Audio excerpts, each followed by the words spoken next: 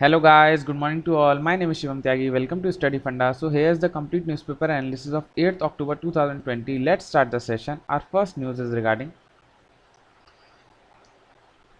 Supreme court public places can not be occupied indefinitely. अब देखिए, कल मैंने दूसरा पैटर्न ट्राई करा था, वो लोग आपको पसंद नहीं आया था, इसलिए हम पुराने पैटर्न पे उतर गए। तो आप लोगों को यही पसंद है तो इसी से पढ़ाएंगे, कोई दिक्कत नहीं है।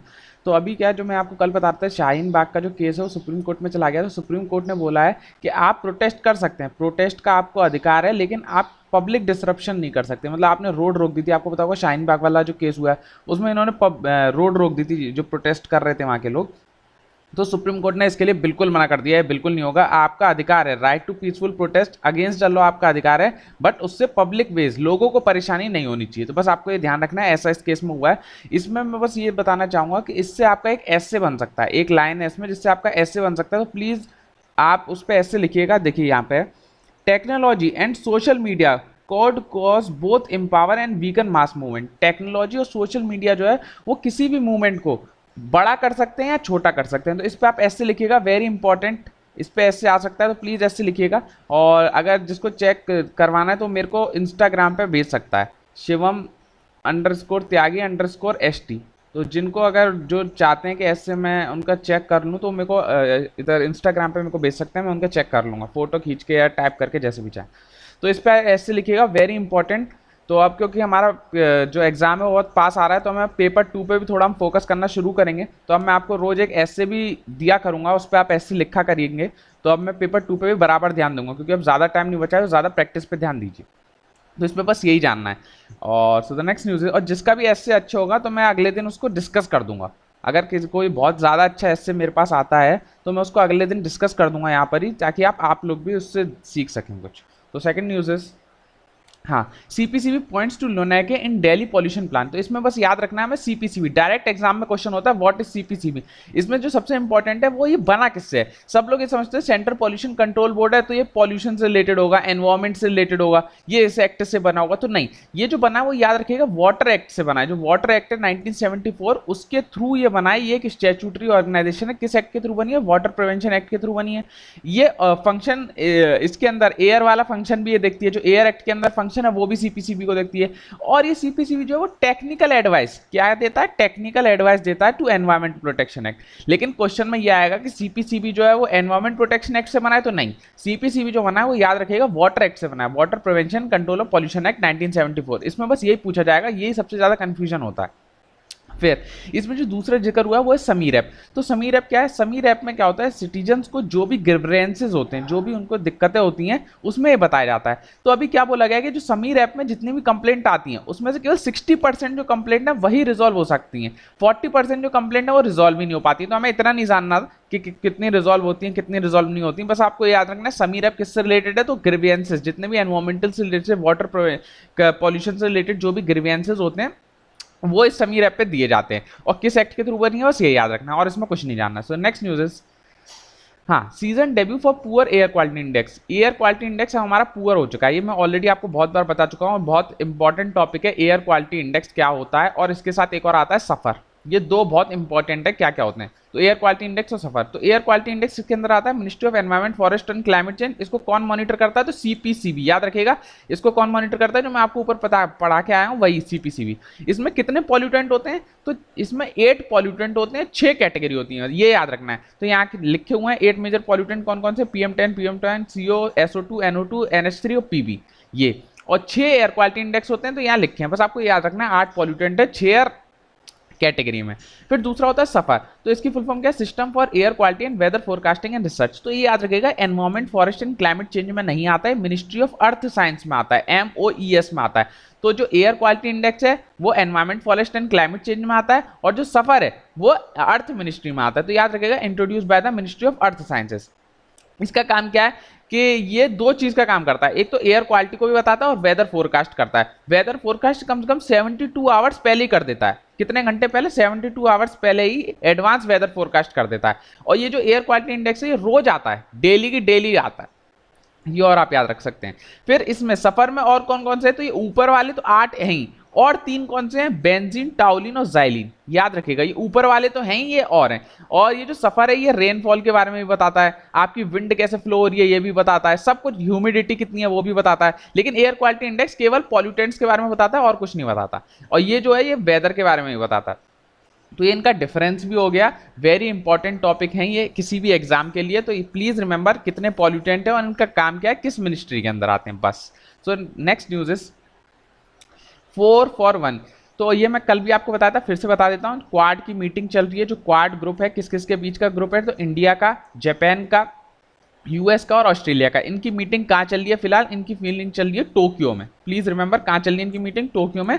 और क्यूसीजी, क्वाड्रिलेटरल कोऑर्डिनेशन ग्रुप, ये अलग है, ये अफगानिस्तान में पीस लाने के लिए है। अफगानिस्तान में पीस लाने के लिए क्वाड्रिलेटरल कोऑर्डिनेशन ग्रुप बनाता है। इसका इंडिया इसका पार्ट नहीं है, लेकिन ये क्वाड्रिलेटरल ग्रुप है, इसमें इंडिया का पार्ट है। तो बस याद रखना है ये किस लिए, इसमें तो बस बातचीत चलनी है कि चाइना ने ऐसा कर दिया है कि कोरोना फैला दिया ये वो। ये एक्चुअली ग्रुप बनाई किस लिए, काउंटर करने के लिए, क्योंकि चाइना का वर्चस्व बहुत बढ़ गया है इन इंडो पैसिफिक रीजन। तो उसको काउंटर करने के लिए क्वाड ग्रुप का गठन किया गया था।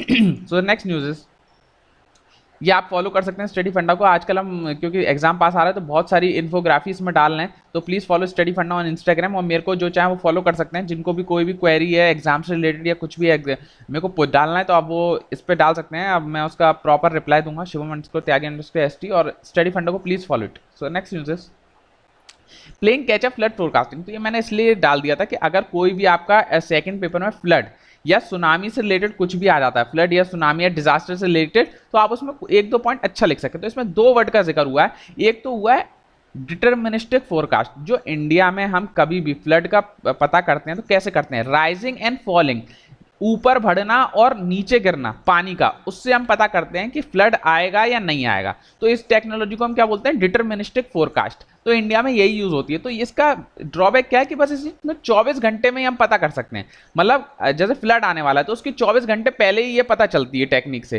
कि अब फ्लड आएगा। तो हमें बहुत कम टाइम मिल पाता है प्रिपेयर्डनेस, तैयार होने का।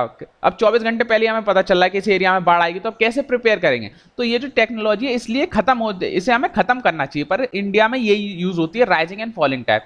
जबकि बाहर के देशों में अब जो यूज होती है वो होती है इंसेम्बल फोरकास्ट। याद रखिएगा, इंसेम्बल फोरकास्ट बाहर के देशों में यूज होती है। इसका फायदा क्या है कि इसमें हमें 7 से 10 दिन पहले पता चल जाता है कि फ्लड आने वाला है। तो इससे क्या होता है, 7 से 10 दिन हमें पता चलेगा कि इस एरिया में फ्लड आएगा, तो हम उसको प्रिपेयर कर सकते हैं। बहुत सारा फ्लड आपको पता है केरला, हमारे वेस्ट बंगाल, उड़ीसा, तमिलनाडु, इधर आता ही रहता है। तो हमें इस टेक्नोलॉजी पर शिफ्ट होना चाहिए। तो अगर आपके पास कोई भी सेकंड पेपर में आता है ये, तो आप इसको प्रॉब्लम की तरह भी शो कर सकते हैं और आप इसको एक कंक्लूजन भी बता सकते हैं। ये कंक्लूजन में आप लिख सकते हैं कि हमें शिफ्ट होना चाहिए from approaching deterministic forecast to ensemble forecast, ताकि हम ज्यादा अच्छा प्रिपेयर कर सकें। एक प्रॉब्लम क्या है कि इंडिया में कि हमारे पास मल्टीपल एजेंसी है, जैसे एक मेट्रोलॉजिकल डिपार्टमेंट भी है, एक सेंट्रल वाटर कमीशन भी है। तो ये सब अपना अपना गणित लगा के देते हैं। तो अपना अपना गणित देंगे तो उस डाटा को कंसोलिडेट करने में बहुत टाइम जाता है, इससे भी बहुत सारा नुकसान होता है। तो अगर इसका कोई नेगेटिव पॉइंट लिखना है तो ये भी लिख सकते हैं कि हमारे पास मल्टीपल एजेंसीज हैं, जिसकी वजह से जो डेटा कॉम्बिनेशन होता है उसमें टाइम लगता है। तो एक सिंगल एजेंसी होनी चाहिए जो ये सारा डेटा दे सके विद करेक्ट टाइम, तो उससे बहुत फायदा होगा। बस इसमें यही जानना है, ज्यादा डिटेल में जाने की जरूरत नहीं है। बस ये 2 वर्ड याद रखिएगा, डिटर्मिनिस्टिक फोरकास्ट और इंसेम्बल फोरकास्ट। आप कहीं भी अच्छा अपना यूज कर सकते हैं। तो next news is gig workers and it dispute terms. तो डायरेक्ट मैं बस आपको ये बताना चाहता हूँ, गिग वर्कर्स बहुत बार एग्जाम में मैंने देखा डायरेक्ट पूछते हैं व्हाट इज गिग इकोनॉमी, या पूछ लेते हैं व्हाट इज गिग वर्कर। तो आपको याद रखना है गिग वर्कर या गिग इकोनॉमी क्या है। गिग वर्कर वो होते हैं, इंग्लिश में बोलते हैं कॉन्ट्रेक्चुअल लेबर, या हिंदी में हम बोलते हैं दिहाड़ी मजदूर। तो इनमें क्या है, हम कॉन्ट्रैक्ट देते हैं। जैसे कोई ठेकेदार है, अब वो हायर कर लेता है 10 आदमी कि आपको ये काम खत्म करना है, फिर हम आपको निकाल देंगे, तो उनको बोलते हैं गिग वर्कर। तो याद रखिएगा, गिग वर्कर कौन होते हैं, कॉन्ट्रेक्चुअल लेबर होते हैं जो परमानेंट नहीं होते। अब इनका नुकसान क्या है, अब ये परमानेंट तो है नहीं, गिग वर्कर है, तो इनको कोई सोशल सिक्योरिटी मिलेगी नहीं। जैसे आप अगर आप किसी ऑफिस में काम करते हैं तो आपको कंपनी वाले सोशल सिक्योरिटी देते हैं कि आपका इंश्योरेंस कराएंगे, आपको टाइम पे पीएफ मिलेगा, और आपका जो भी आपकी डिसेबिलिटीज है आपको पेंशन मिलेगी बाद में। तो ये सब होता है। लेकिन ये जो कॉन्ट्रेक्चुअल लेबर हैं, गिग वर्कर्स, इनको इसका फायदा हो ही नहीं पाता है। तो इसलिए ये एडिटोरियल लिखा गया था, हमारे किसी काम का नहीं है। बस आपको ये याद रखना है व्हाट इज गिग वर्कर। तो याद रख लीजिएगा, ये कॉन्ट्रेक्चुअल लेबर्स को हम बोलते हैं gig workers. So next news is India Japan finalist text, अभी इंडिया जापान के बीच में मीटिंग चल रही है, तो उसमें हमने कौन कौन से पैक्ट साइन करे बस याद रखिएगा। सिक्योरिटी से related, resilience related, critical infrastructure से रिलेटेड, 5G से, और internet of things. Please remember internet of things. पिछले साल यूपीएससी के सिविल सर्विस में डायरेक्ट पूछा गया था इंटरनेट ऑफ थिंग्स के क्या क्या फायदे हैं। तो अगर सीएपीएफ में भी पूछा जाता है तो याद रखिएगा इंटरनेट ऑफ थिंग्स से आप कुछ भी कर सकते हैं, मतलब क्योंकि एक फ्यूचरिस्टिक टेक्नोलॉजी है, तो हमें ये नहीं पता कि आज उस चीज से, आज इस इंटरनेट ऑफ थिंग्स से ये काम हो पा रहा है तो कल नहीं हो पाएगा, तो ऐसा नहीं है। अगर वो पूछता है कि what is the uses of internet of things, तो आंख बंद करके आप सारे आंसर टिक कर दीजिएगा, एक बार पढ़ लीजिएगा, लेकिन वो सारे आंसर ही होंगे उसके। जो सबसे अच्छा तरीका होता है, अगर आप ध्यान रखिएगा जब भी आप एग्जाम दे रहे हैं, तो अगर उसमें कोई टेक्नोलॉजी से रिलेटेड सवाल आता है या कोई फ्यूचरिस्टिक टेक्नोलॉजी है, तो उसमें 90% केसेस में सारे आंसर सही होते हैं। क्योंकि अगर वो टेक्नोलॉजी आज वो काम नहीं कर पा रही, तो ऐसा थोड़ी आज नहीं कर पा रही तो कल नहीं कर पाएगी, तो कल वो कर सकती है, तो उसका आंसर सारे ही होते हैं। तो याद रखिएगा इंटरनेट ऑफ थिंग्स वैसे होता क्या, मैं बता देता हूँ। जैसे आप गाड़ी चला रहे हैं, अब आप गाड़ी से घर पहुंचना चाह रहे हैं, बहुत गर्मी हो रही है, तो आप एसी चाहते हैं कि आपको चला हुआ मिले, घर जाके एसी नहीं, तो आप गाड़ी में बैठे बैठे अपना एसी चला लेंगे घर का। तो ऐसे होता है, आप ऑफिस चले गए और आप एसी करना बंद करना भूल गए, तो आप ऑफिस से अपने एसी बंद कर सकते हैं। तो ये सब होता है, सब कुछ हमारा इंटरनेट से जुड़ा हुआ है, तो इसको बोलते हैं इंटरनेट ऑफ थिंग्स। तो इसमें और कुछ नहीं जानना, इतना इंपॉर्टेंट नहीं है। So next news is it is a trap. अब ये देखिए, ये जो प्लांट्स हैं ये कार्निवोरस प्लांट होते हैं, कितना सुंदर प्लांट है, आप सोचेंगे इसे तोड़ने की, लेकिन आप जैसे इसमें उंगली लगाएंगे आपको पकड़ लेगा, तो इसको बोलते हैं ट्रैप। ट्रैप प्लांट ये जितने भी होते हैं कार्निवोरस प्लांट क्या होते हैं, अब जैसे कोई इंसेक्ट है, इतना सुंदर प्लांट है, अब जैसे हमारी हनी बी है, अब इतना सुंदर प्लांट है, वो हनी बी जो है वो लालच में आएगी, अब जैसे यहाँ बैठेगी, अब वो ये जो अपना प्लांट है बंद कर लेगा अपने आप को, तो ये कार्निवोरस जानवरों को खाने वाला प्लांट है। तो कौन कौन से होते हैं, पिक्चर प्लांट, याद रखिएगा नाम, वीनस फ्लाई ट्रैप, नाम से समझ आ रहा है, फ्लाई ट्रैप। तो ये दोनों जो प्लांट हैं ये कार्निवोरस प्लांट हैं, ये जो प्रजाति है खत्म होती जा रही है, इंडेंजर्ड होती जा रही है, याद रखिएगा ये जो प्रजाति है इन सबकी इंडेंजर्ड होती जा रही है। इंडिया के में केवल एक ही है, नाम याद रखिएगा, नेपथीन सैपीस स्पीसीज, जो इंडेंजर्ड है, बस इंडिया में एक ही पाई जाती है, नेपेंथिस खेसियाना करके जो है, खेसियाना।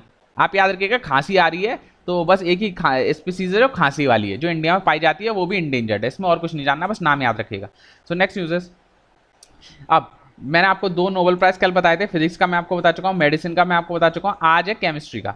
तो आज याद रख लीजिएगा नोबेल प्राइज जो केमिस्ट्री का मिला हो इन दोनों लेडीज को मिला है, जेनिफर डोंडूरा, इमैनुअल चारपेंटियर, इनको मिला। किसके लिए मिला, कैसे जो क्रिस्पर कैस9, ये टेक्नोलॉजी आप याद रखिएगा, लगातार इस साल भी यूपीएससी ने इससे सवाल पूछा है। ये 3rd बार है कि यूपीएससी सिविल सर्विस पेपर में इससे सवाल था। ऑलरेडी 2018 2019 में डायरेक्ट सवाल था, इस बार थोड़ा इनडायरेक्ट था, लेकिन 2018 2019 में क्रिस्पर कैस9 से डायरेक्ट सवाल था in UPSC civil service paper. लेकिन इस साल उन्होंने क्या पूछा, इससे मतलब इससे रिलेटेड ही पूछा उन्होंने। इस बार सवाल जो पूछा वो जीन एडिटिंग पे पूछा है, जीन एडिटिंग, तो वो इसी से रिलेटेड था। जो क्रिस्पर कैस9 पढ़ेगा और जीन एडिटिंग पढ़ेगा ही पढ़ेगा, क्योंकि क्रिस्पर कैस9 का काम ही है कि एक स्नैपिंग सीजर है, जो भी हमारा गलत जीन होता है बॉडी में, तो उसको काट देते हैं और उसमें कोई अच्छा नया जीन डाल देते हैं। तो इस बार का जो नोबेल प्राइज मिल रहा है वो इन्हीं को मिल रहा है, इन दोनों लेडीज को। किस चीज के लिए मिल रहा है, क्रिस्पर कैस9 टूल के लिए, क्योंकि इन्होंने ही ये टूल बनाया है जिसकी वजह से हम कोई भी अपना जीन को एडिट कर सकते हैं। तो very important, very very important. आप अपना क्रिस्पर कैस9 पे वैसे तो यही काम होता है जीन एडिटिंग का, फिर भी आप जाके एक बार गूगल करके देख लीजिएगा, आपको और ज्यादा समझ में आएगा। प्लीज पढ़ के जाइएगा, जीन एडिटिंग पूछा जा सकता है। तो इसमें और कुछ नहीं जानना, इन दोनों का नाम। और ये मैं 2020 के बता रहा हूँ, तो आप 2019 के रेफर जरूर करिएगा, पिछले साल का केमिस्ट्री का नोबेल प्राइज किसे मिला है। फिर बस इसमें और कुछ नहीं जानना, इतना important. So next news are over. So I hope you like our lecture. जैसे कि मैंने बताया कि अब सारी न्यूज़ जो है वो मैं पुराने वाले पैटर्न पे बताऊंगा, जैसे अब मैं बना रहा हूँ, नया वाला पैटर्न नहीं डाल रहे क्योंकि आप लोगों को पसंद नहीं आ रहा है। और अब से हम जो पुरानी क्लासेस बची हुई हैं, मैं पहले भी आपको बता चुका हूँ, वो सारी मैं कवर करूँगा। 1-2 दिन में लेक्चर आने भी शुरू हो जाएंगे, तो आप उसके लिए टेंशन ना लें। और जो भी मैंने जैसे एक आज ऐसे पूछा है, तो उसका आंसर जो भी मेरे को चाहें वो इंस्टाग्राम पे मेरे को दे सकते हैं, शिवम_त्यागी_ST में फिर से बता रहा हूँ, और मैं उसको रिव्यू करके दे दूंगा। जिसका भी सबसे अच्छा आंसर होगा उसको मैं यहाँ डिस्कस भी करा करूँगा। तो अब से हमारा यही पैटर्न फॉलो चलेगा, और जिसको जो भी दिक्कत है आप डायरेक्ट पूछ सकते हैं। और लगे रहिए, बहुत कम टाइम बचा है, 2 महीना बचा है, और जितना भी मेरे से भी जितना कोशिश होगी उतना मैं आपसे डिस्कस करने की कोशिश करूँगा। और आज का सवाल जो है वो मैं पूछ लेता हूँ, ठीक है। आज का सवाल क्या, हाँ ठीक है, हम्बनटोटा ये पोर्ट कहाँ पर है, किस कंट्री में है हम्बनटोटा पोर्ट, ये बताएंगे। वेरी इंपॉर्टेंट पोर्ट है, आज का क्वेश्चन ये है। Please use comment section, please like share and subscribe. जो भी दिक्कत है आप बताएंगे मुझे। सो लगे रहिए, thank you all, bye bye, take care.